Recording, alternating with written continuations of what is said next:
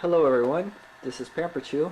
Today I am attempting to repair this vintage VCR. This is an RCA Selectavision for VHS. It was built in 1982. I think I bought it around 12 years ago when I was around 12 at a yard sale. I think I paid $3 for it. It had never worked. You put the tape in, it won't play, won't rewind, but it does suck up the tape, and I think it might just be an idler tire problem. If you look in there, that center wheel right there, that's an idler tire. It moves to the left, to the right, depending if you're running the tape backwards or forwards. And I think the rubber has just shrunk on it, because even if I push it over, it never makes full contact with the wheels like it should. So I'm thinking it might just need a new idler tire, and it's just not, this one's just not going to be able to be restored. It's just too dried out. But let's try and I'll show you what happens if I put a tape in. This is the test tape just for now. Okay, so, well, I guess it'd be a good idea to turn this on. Yeah, it's turning on. Okay, so a little power switch over here. Well, that power light no longer works, so I think I have to fix that too. So put the tape in and play. And it's sucking up the tape, wrapping it around the head, and then it just won't play. Alright, so under closer inspection, I'm pretty sure it's just that the rubber has dried up on the idler tire. I pulled off this little clip here, and I'm just going to pull this tire off. There's a little brake lever you got to pull back first, but I should be able to get that off with one hand. Might need to. Oh, there it goes. So this is what I think is the problem. I'm just going to pull off this piece of rubber and try to find a replacement. Well, I found a replacement idler tire in another VCR, and I put it in. And when I was putting it in, I realized that the head is not even spinning up, the power light on the front isn't lighting up, and what's that thing called? The part that regulates the speed of the tape, it's not even spinning either.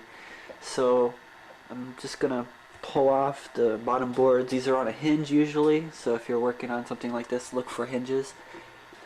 Okay, so I have the VCR open. This is the bottom side, looking up. This is the back of the head. That should be spinning, and it's not spinning at all. So I'm just going to trace it back onto this board somewhere and figure out if there's maybe a loose wire or a blown fuse somewhere. I already checked the main power fuses, and they seem to be okay. So I'm just wondering why this isn't spinning like it should be. Here's the main power board.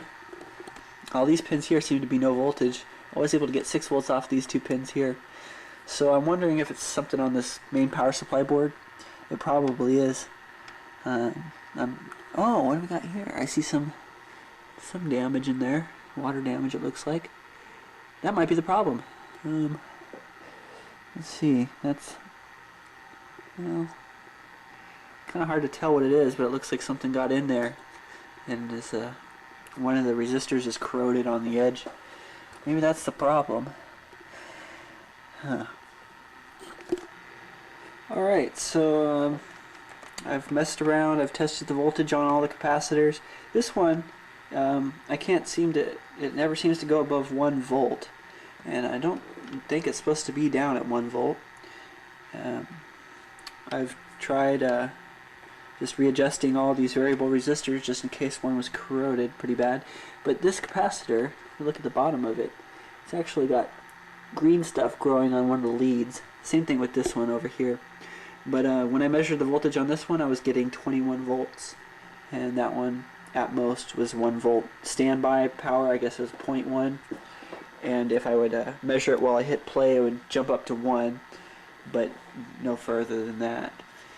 So I think the problem is somewhere along the power supply board, or it could be a short somewhere in the main circuitry causing it to drop down to a volt.